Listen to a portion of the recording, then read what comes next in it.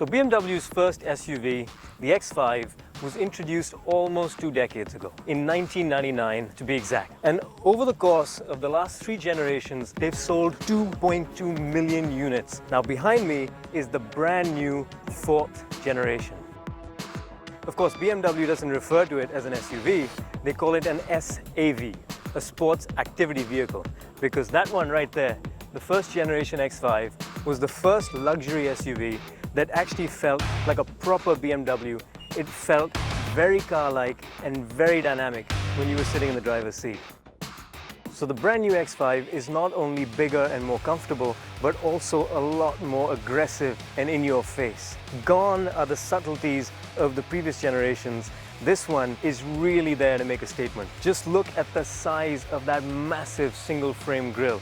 It's got these big, imposing nostrils, and they're there because ostensibly you asked for it. Every new car on the market today is there to make a statement, and the new X5 with the new BMW design language is no different. If we come around the side, it's more of the same. You've got this really sharp character line that is just below the door handles and then extends up all the way to the door handle at the back. You've got these squared off wheel arches, massive, absolutely massive wheels. This is the first X5 to come with 22-inch rims. This one is sitting on 21s. And if we keep walking around the car and you look around the back, it looks really clean, very sophisticated, very elegant, but also hunkered down and aggressive. It looks very much like a 7 Series around the back with these tail lights that are extending well into the tailgate. And of course, you've got massive twin-tip exhausts at the back. This car is all about refined aggression. So let's get behind the wheel and see if it carries forward that theme for when you're actually driving the car.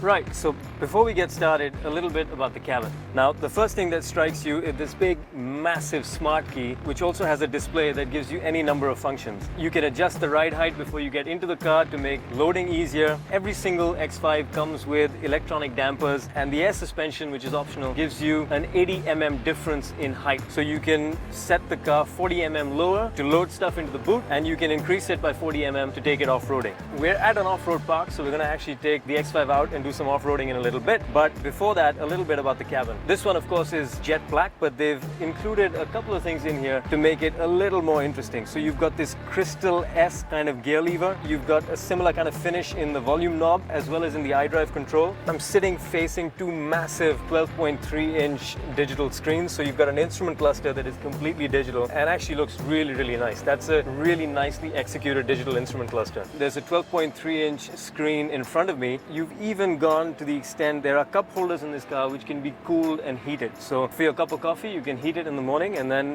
when you're driving home in the evening and you've got a cold Coke or another non-alcoholic beverage, you can actually cool the cup holder and keep that cool. Now, before we get any further, I just want to show you any number of ways in which I can change the radio station. So I can go to the voice command system, next radio station. Next station. So voice command, that's one way. The second way is if I choose the buttons on the steering wheel, that's another way. And then there's gesture control. So if I do that, there we go, that's another way. And then there's a button out here as well. What really strikes you about this cabin is that the seats are really, really comfortable. It is more spacious, of course, although I have to say that the legroom in the back isn't as much as you would expect, considering there's 42 mm increased space as far as the wheelbase is concerned. There's 66 mm more width, so really it's all about being as comfortable as you possibly could be. So enough talk, let's get this thing going and see how she behaves.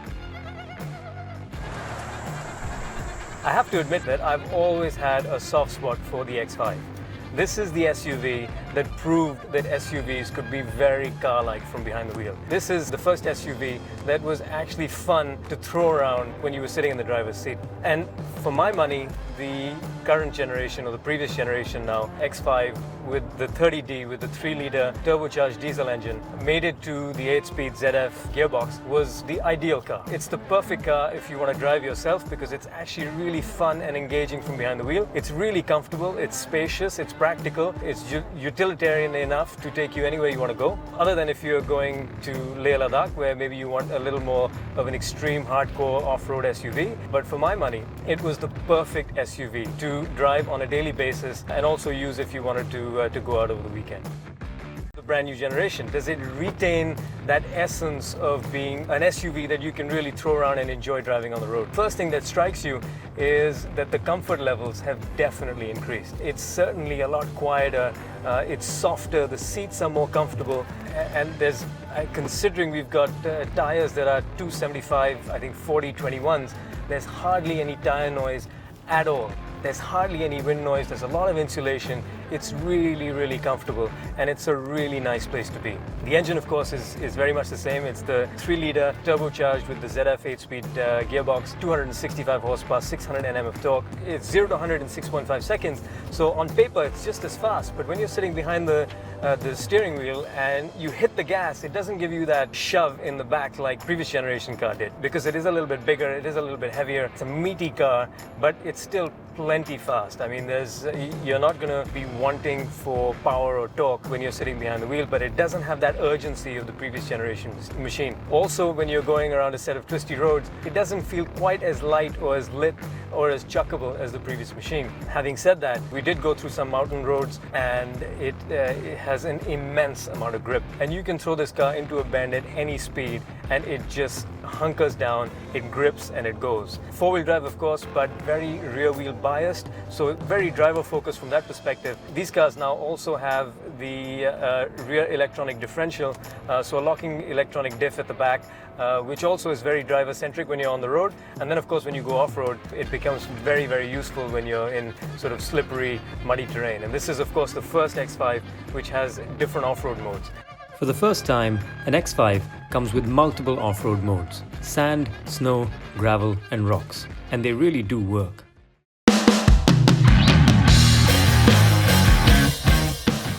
We've set the off-road mode into X Rocks, and the minute you select that off-road mode, the ride height goes up. We've also got the hill descent control activated, so we're going downhill right now and I'm not touching the pedals. The car is decelerating. I can adjust the speed using a toggle switch for the cruise control on the steering wheel. So we've got a really nifty off-road mode display on the central screen, and it tells you everything from pitch and yaw, and there are a bunch of camera systems to help you along the way. So there's a front view camera, there's also off-road camera, and that shows you, it's basically a 360-degree view. So it shows you where the car is and it shows you all the extremities.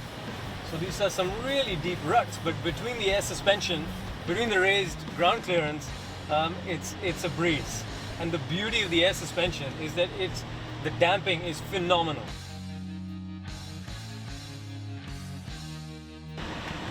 It's amazing to watch these luxury SUVs crawling around in the dirt like this. Because really and truly, this is a proper luxury car. And to see a luxury car do in an absolutely effortless manner, it's really something else. The technology has advanced so much that normally if you had an off-road or a car capable of doing off-roading like this, it had to be a hardcore ladder frame, bare bones, low range, diff locks, the works. And in this is your luxury limousine that is fantastic not only on the highway but also in the twisties as well as in an off-road environment like this. So there you have it. More imposing, more comfortable, grippier on-road and far more capable off it. What more could you ask for? Well, a little more legroom in the rear seat perhaps, but other than that, objectively, I can't find anything else to fault in the new X5. Expect its India launch in Q2 of next year. Before then, look out for the launch of the X4, and we'll also bring you a first look at the X5's soon to be revealed bigger brother, the X7. Stay tuned.